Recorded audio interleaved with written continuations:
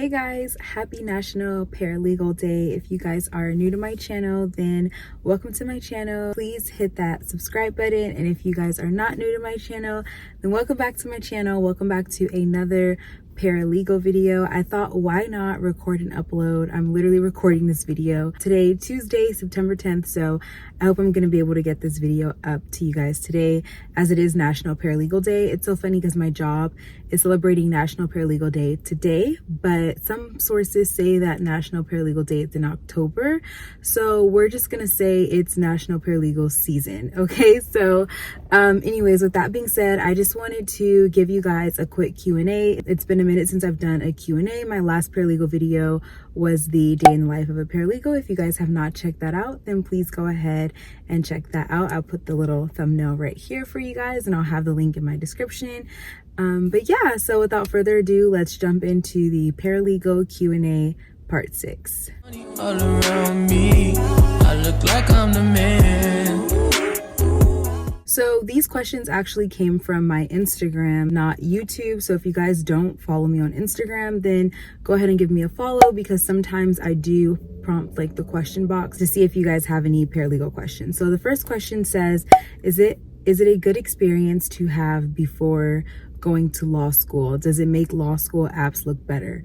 I'm assuming they mean like paralegal. So my response to this kind of is I don't think paralegal school or experience is necessary if your plan basically is to go to law school. But I also don't think that having paralegal experience is guaranteed to make your law school applications more competitive or like look better necessarily. That's just what I've been told from other people's experience. But however, if you're still unsure if you want to go to law school, then I do think that going to paralegal school and gaining experience in the field will help you get a better idea of what the legal industry is like. So once you're done with that and your mind is 115% set on law school, then I would say go for it. I also think that your experience will definitely come in handy, and you'll have more knowledge of kind of like what being in the field and being an attorney is like. But like I said, again, I don't think that makes you a little bit more competitive than other people on your application, but I do think it's a good experience. So the second question is, what exactly does a paralegal do? So this one I kind of like wrote. So for this one, I started off with a lot, because a paralegal can do a lot depending on what field you're in, how long you've been a paralegal, where you're a paralegal at. So I always tell people to think of a paralegal to an attorney as you would a nurse to a doctor, just for the basics. A doctor, prescribes the medicine, a nurse, writes the prescription. So a paralegal would help draft the contract, but the attorney would sign it and be the one to like execute the contract, if that makes sense. But depending on what type of field or industry you're in, a paralegal can do anything from drafting contracts, drafting litigation documents, collecting evidence from clients, propounding discovery, calendaring deadlines for courts or internal deadlines, research laws and regulations, gather facts about a case, prepare witnesses for depositions, summarize depositions, and this can literally go on. So what exactly does a paralegal do? It's a little bit of a vague question, like I said, but for the most part, they draft documents, they stay organized, they keep a calendar, they assist basically the attorney in anything they need to do. They can send out agreements for signature if that's what an attorney needs. Some paralegals don't do that. So it just kind of all depends, but that's just kind of like a rough definition for you guys. So this next question says, how does one go about becoming a paralegal? And I said, by earning a paralegal certificate from an ABA or NALA approved school and having at least 2 years of legal experience. A bachelor's degree is not required in some cases. Some cases, the job description or the job, like if you look at the description, one of the requirements may be to have a bachelor's degree, but not all paralegal jobs require you to have a bachelor's degree. So that can vary. But from my past experiences, bachelor's degree was required for, I want to say, every single position I applied to. Yeah, because my first ever position was a file clerk. And I didn't need a bachelor's degree for that. That was just kind of like my stepping stone. But every paralegal position following that required a bachelor's degree and a paralegal certificate. But like I said, there's ways to get around that. And I'm actually going to make a video probably the one after this will be about how to become a paralegal without necessarily going to, undergrad, getting your bachelor's and all of that. So stay tuned for that video. So yeah, like I was saying, even though some jobs don't require a bachelor's degree, I found it extremely helpful when it came to my research skills, my writing skills, and my drafting skills.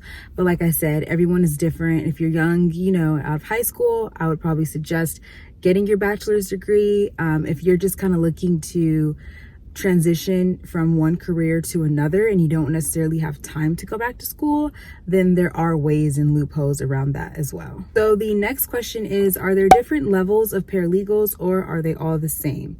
And yes, there are. At some places, there is a paralegal hierarchy in which you can move up to become a senior paralegal, a paralegal manager, and so on. But not all places have room for growth though, so be sure of that.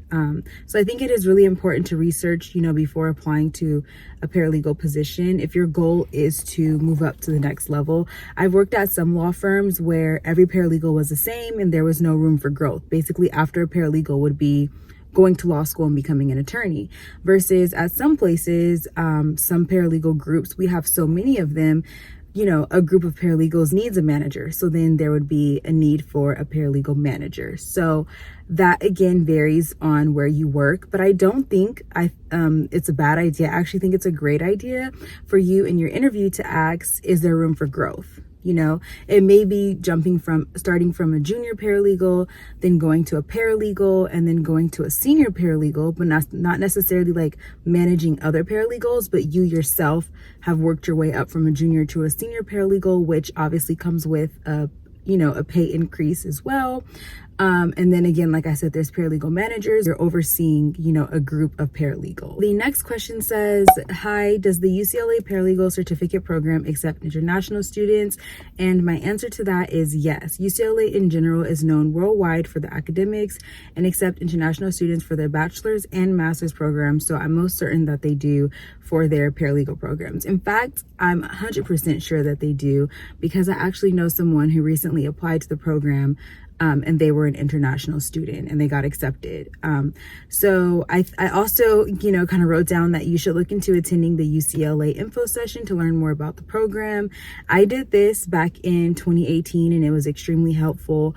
The next one, I believe, isn't going to be until next year because they just had one on September 7th. Like I said, I'm recording this on September 10th and I spoke at the September 7th one. So if you guys attended that one, then I hope you guys enjoyed it. But like I said, I'll try to see when the next info session is and put the link in the description down below. But their info sessions are all virtual and they are free. So you don't have to pay anything. All you do is dedicate 2 hours of your time on a Saturday morning to just be a sponge and learn all of this information.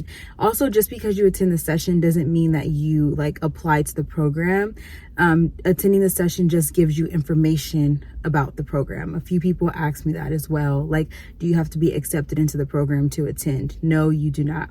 The purpose of it is to just give you information and answer your questions before you apply and enter into the program. So the next question says, currently in school to become a paralegal, looking for job search and interview advice. So my answer to this is I'd say my biggest job search advice would be to not get caught up on the titles of positions. Focus more on the description of the job. Sometimes a legal assistant can have the same job description as a paralegal, depending on the type of legal industry you're going into.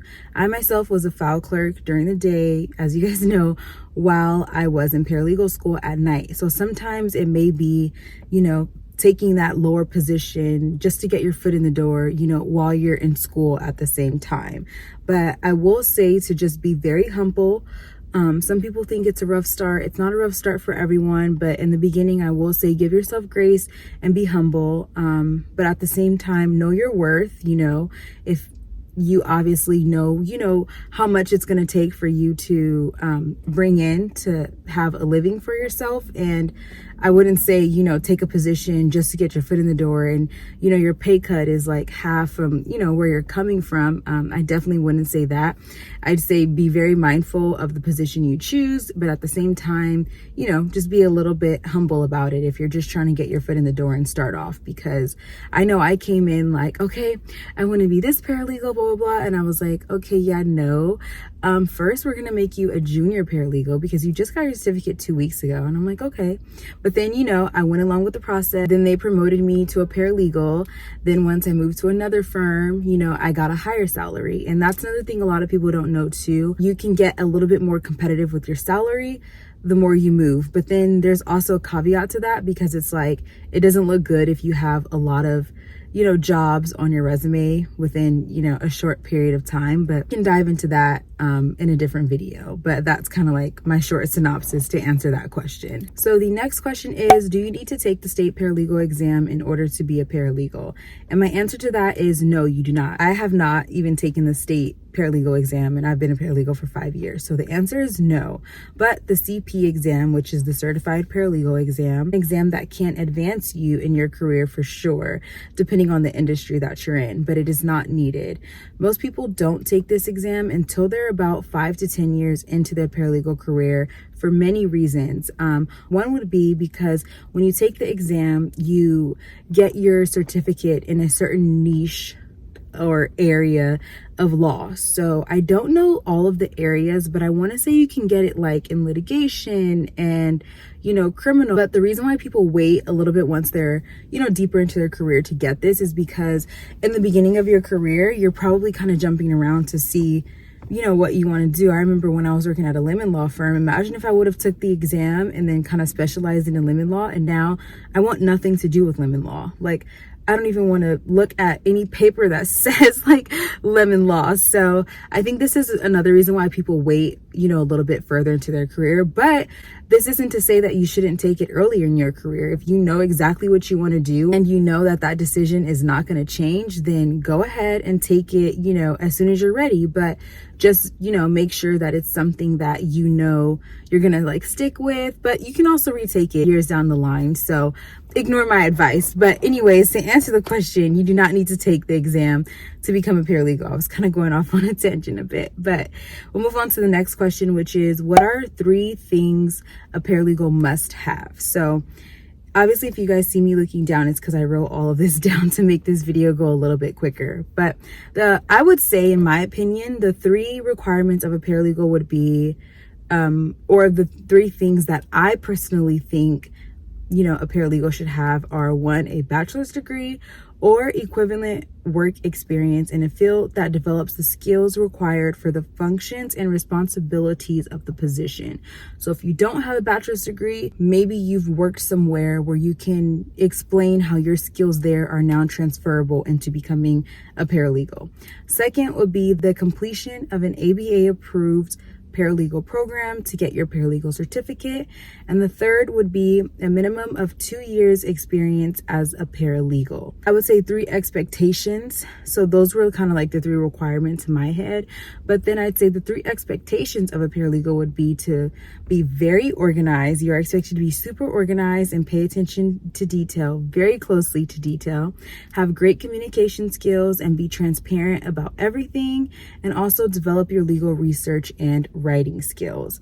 I won't go into all of those bullet points because that can be a whole nother video in itself. But if you guys are taking notes, then write those down. And if you guys have more questions, we can talk further down below in the comments. So the next question says, I have a degree in art. Can I still be a paralegal? And my answer is yes.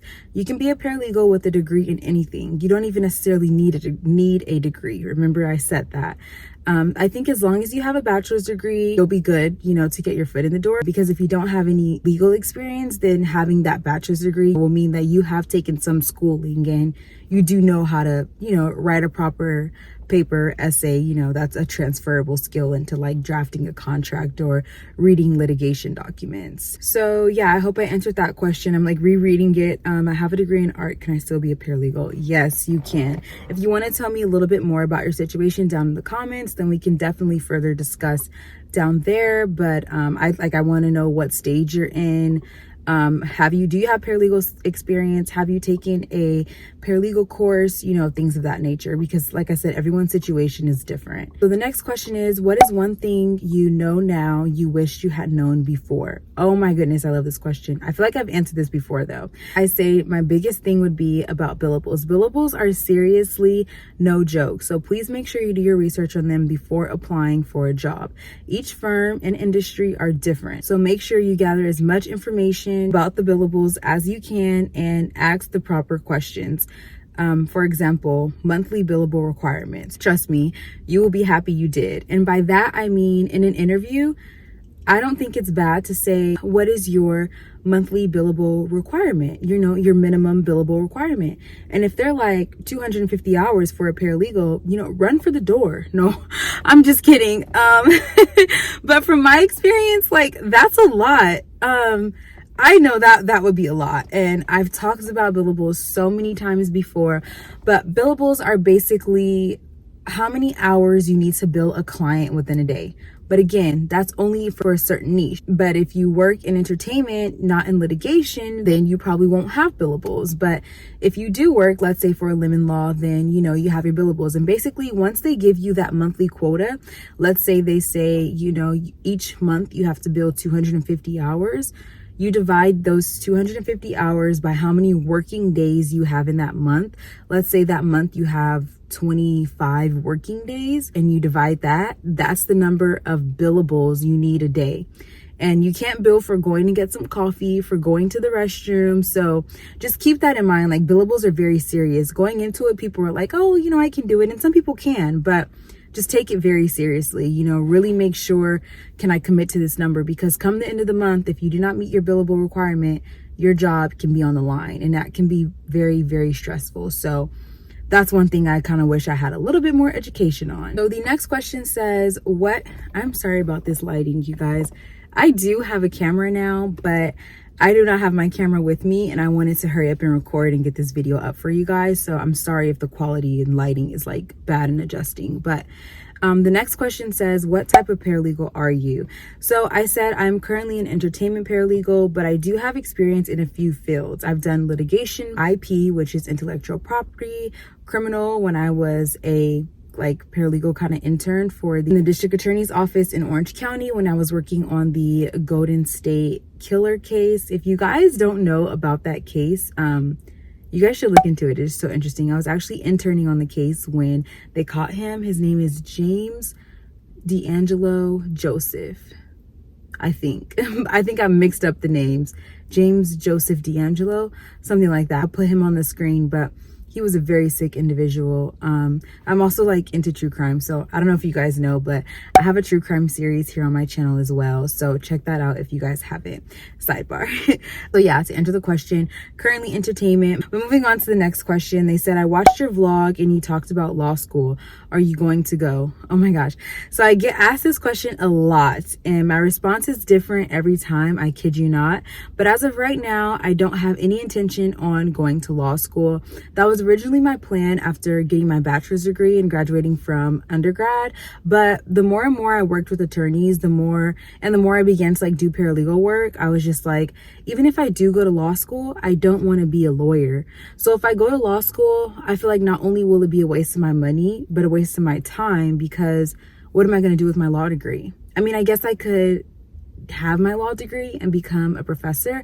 I don't know, maybe down the line, but right now I don't have any plans on doing so. I just feel like it'll kind of set me back because, I don't know, let's say in the future I'm applying for a job and I say like I have my law degree, but I'm applying to be a paralegal. They're going to be like, why did you get your law degree then? Like, you need to go take the bar and become an attorney. And that's just not what I want to do. I love being a paralegal. So only 2 more questions left. The next one says, how do you apply as a legal assistant with no experience while studying to be a paralegal?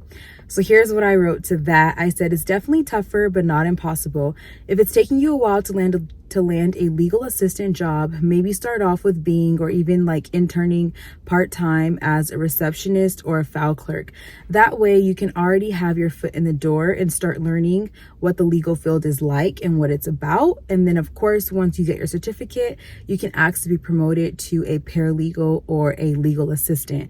I actually worked at a law firm one time and I got really close with the legal assistant. She was so sweet and our jobs were almost similar. The only thing I did a little bit different than her was more research. She did more clerical work. Like the only additional task she had that I didn't was calendaring.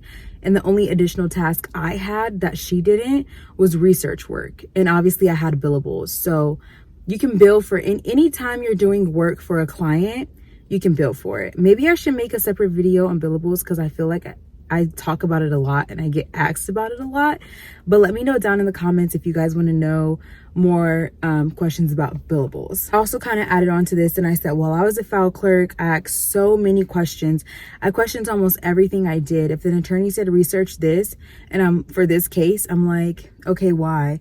And then their answer would be, okay, so for this case, we have an issue and I want you to research this law or this case because we can use that if this issue arises in our case now, you know, and it makes so much more sense to me why I'm doing what I'm doing. I'm not just sitting there doing busy work. You have to remember to be a sponge. Like one attorney asked me like, you ask a lot of questions. And I was like kind of embarrassed, like, oh, I'm sorry. Like I didn't want him to think that I was questioning him. But then he goes, no, I like it. It means that you want to learn. So that goes a long way too. At first I was kind of like intimidated, like, oh my God, am I asking too much? But no, ask questions. Last question, and I get this question often, is if you don't mind me asking, do you make good money? So to answer this question, I'll just kind of read what I wrote and then I'll tell you guys a bit more. But I said, contrary to what the internet may say, it's a very well-paid job.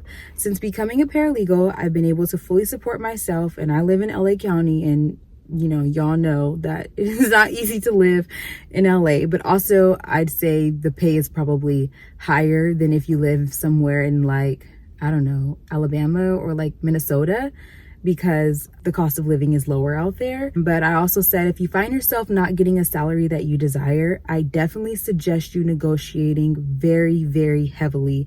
It's always worked in my favor when I've done so. I prayed about it. I did my research. You know, I obviously didn't go in asking for this astronomical number when I knew I wasn't going to get it. I was humble at the same time, but I knew I had to feed myself, keep clothes on my body, and keep a roof over my head. So, you know, I wasn't afraid to ask. Also wrote down here that I also do things to add on to my resume that make myself a little bit more valuable or can make me a little bit more competitive. If they're down to choosing two paralegals with the same experience, same degree, it's kind of like, oh my God, which one do we choose? There are lots of things that you can do to add on to your resume just to kind of like give you that extra boost. So for example, me myself, I took the notary course and I got notarized, and you know, I'm a notary. So, you know, firms like that, because a lot of firms can use a notary instead of outsourcing. They can say, hey, we can use her. Her desk is right over there. Ask her to notarize and just write her the $15 check. So if you guys didn't know, it's $15. You can't charge more than $15 when you notarize a document for someone, depending on the document. But in the state of California, you can't charge more than $15 per signature. You can obviously do it for free if you want, but I paid to get my notary, so I charge. But that's getting besides the point. But I also said you can take courses online for software programs. I took an Adobe one. It was like Adobe 101. That was just because a lot of people use Adobe Acrobat to redact, to redline, things of that nature. And then I took another one. I can't remember the name. I want to say, was it ProLaw? It was like a program that litigation firms use to document their billables and things like that. So you can do things like that to help better your resume. And I remember back in 2020 when UCLA first came to me and asked me if I could be an alumni guest speaker at their info session. I was so nervous, and the only thing that pushed me through was like, Crystal, this can boost your resume. This can boost your resume. And now looking back at it, I'm so glad I did, because here we are 4 years later and it's opened the door for so many other opportunities for me.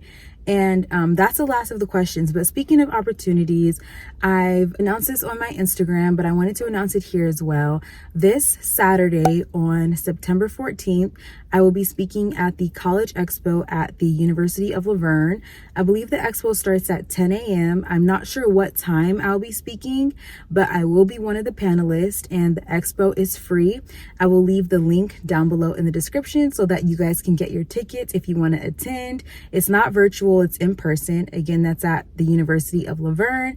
If you guys are in California and you know, it's open to high school students and college students. So there's going to be, many colleges there. So yeah, I'll just be one of the guests, speaking on the panel. So excited for that. But yeah, that's going to be it for this paralegal Q&A. I want to say this is part 6, but I think I've done a lot of videos where I speak widely about a lot of different things. I think I want to start doing videos on specific topics. So if you guys have any specific topics that you want me to cover, please leave them down below in the comments. For example, it would be, how should my resume look? And I can do a whole video dedicated towards your resume. Or please explain billables. I can sit down and do a whole 15-minute explaining billables. Just let me know down below in the comments. But thanks again for tuning in to another video.